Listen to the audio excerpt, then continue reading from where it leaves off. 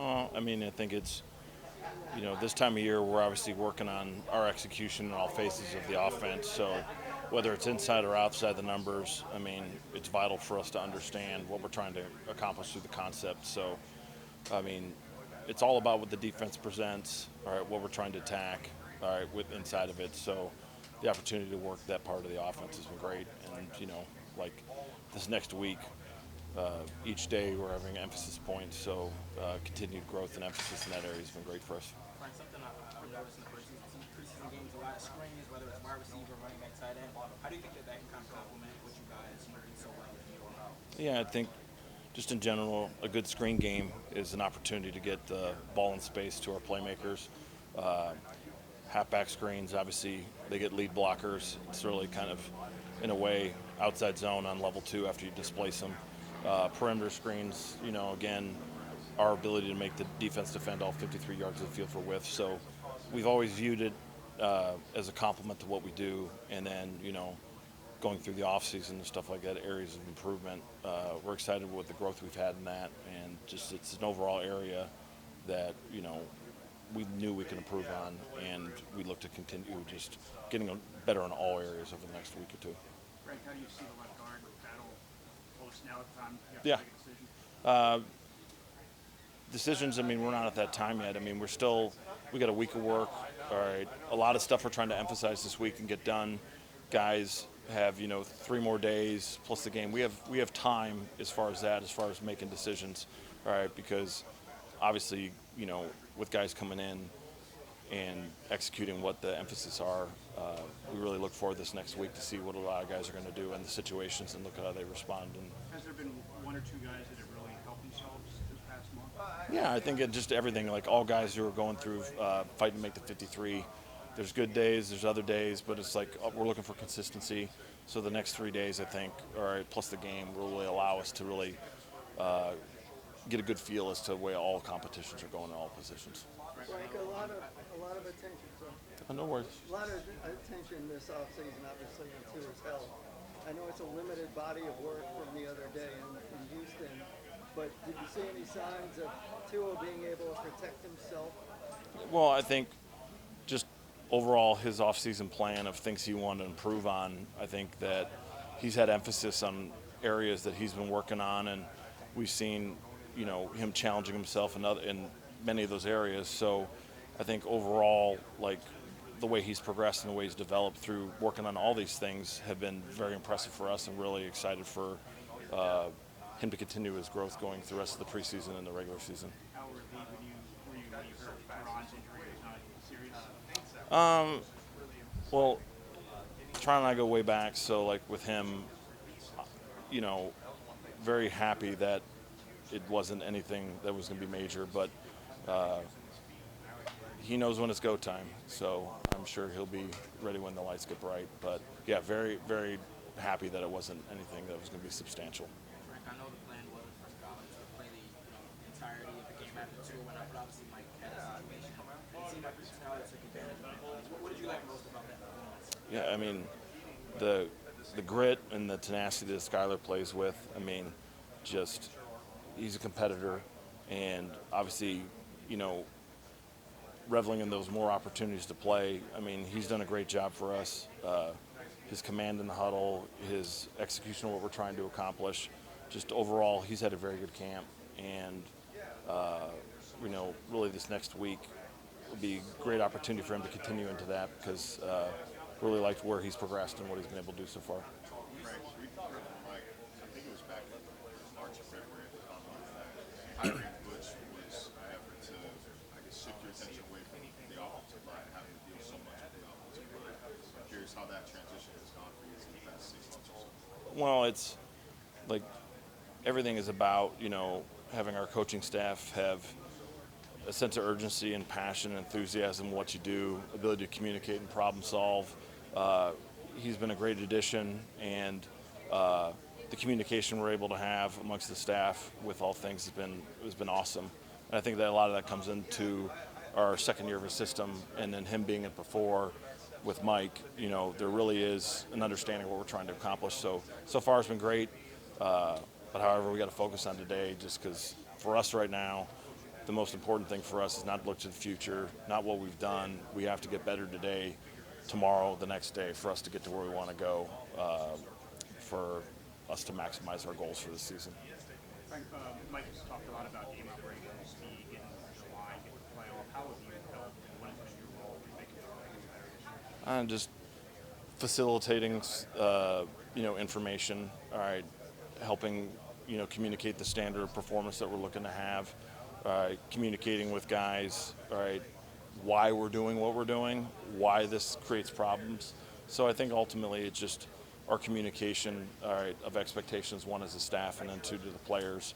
I mean, that's been our goal all along. So this year we've seen improvement in it, but yet we have to keep pushing our standard of how we want to operate if we want to, make sure the defense is playing on our terms, not on their terms. One specific thing that's gotten better about it would be what? I just think our communication about a lot of things, and that comes into year 2 with us being here, knowing exactly what we're trying to do, being able to communicate it clear, the staff understands better. All these things come with, more time spent together. The same thing for the players.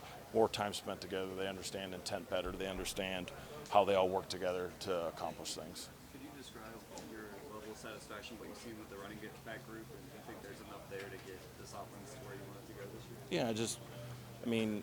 We've had some good outings and some plays that obviously we can improve our execution. Just overall, they've done a very good job. Overall, we're starting to really understand conceptually what we're trying to do in the running game and how the connection between the runner's intent, the lines blocking, perimeters blocking, like how it all fits. I think just in general, you can't put your finger on one thing. Backs have done a good job, but just overall the connection from everyone and then the level of the sense of urgency to get it done, I think, has improved. And that's an area that we want to continue upon, not just say, hey, this has been good. We want to keep pushing the bar on our execution in all phases. Do you think the personnel is capable, though, overall, just the guys here already? Yeah, because, ultimately the guys here have had the opportunities to understand why we're doing what we're doing, understand the communication goes with each other. So the guys who have been here have done a really good job in understanding the execution of this offense and the system that we're trying to do. Can you give us a story about working against Vic Fangio as he was practice talking to? Well, Vic and I go back to Chicago, so I spent 3 years with him there. So he's been a good friend of mine. He's been, in many ways, late at night, we had conversations back to Chicago, and then now same thing, where his experience, his wealth of seeing things, wealth of problem solving, his one-liners are always funny to me, and I just enjoy having him here just because of there's one thing he's very clear in his expectations, communicating his system, and also in his way, once you know him, like, he has fun every day. So there's not one specific thing, because I enjoy all of it with him, because you just never know what day you're going to get a comment about something that makes me laugh. Get a comment from him that makes me laugh. Normally it's a one-liner that I wasn't ready for, and I'm like, what? And then, What's the one-liner that pops in mind? I can't even think right now, because they're never ending. So he'll just always have something off the cuff that he's got a kind of a dry, witty sense of humor that I do. So it'll be just something random. I can't think of anything right now, just because they're an endless rotation coming from him, which I enjoy, and I know a lot of the staff enjoys, because it's just he's being himself, and that's all you want in this. This industry is guys who are comfortable in themselves, have fun doing what they're doing, and they're really good at what they do. Yeah, you're pretty stoic with us. You got some jokes too? I'm more of like, as my years of now going to year 2 as a coordinator, it's like, okay, all right, my humor is more of not on questions, it's more of like situational. So I'm kind of like a giant Arrested Development episode. So, so if anyone knows that one, they'll get it. Yeah. So for me, like right now, this setting is kind of like, all right, like, yeah. Oh, so many choices. Definitely not Job, but like, yeah. So it's like, as I get used to it more, maybe it'll come out. But like more mine is situation. I'm more funny walking around over there as I observe random things going on. It's probably a blend of Seinfeld and Arrested Development. So, Good shows. yeah. Fangio's sense of humor and your drive compared to like Stannis? It's a great balance. Both have great timing towards their humor. It's just the difference in their personalities. But as a coach, I can't be thankful enough that I get to go every day, and you have a environment where it brings out your best, but then you get to also laugh with the people you're working with. So they're a good balance to each other because they both kind of have time and comedy. So I'm laughing all day. Some other people might be like, "What was that?" But like, I'm dying. So it's great for me at least. Frank, what have you noticed about your tight ends so far? I mean, they were playing the fullback role last game. It seems like you guys have thrown to them in a lot of situations, red zone, first down. I thought I saw maybe a tight end screen attempted once. What have you learned about these guys so far?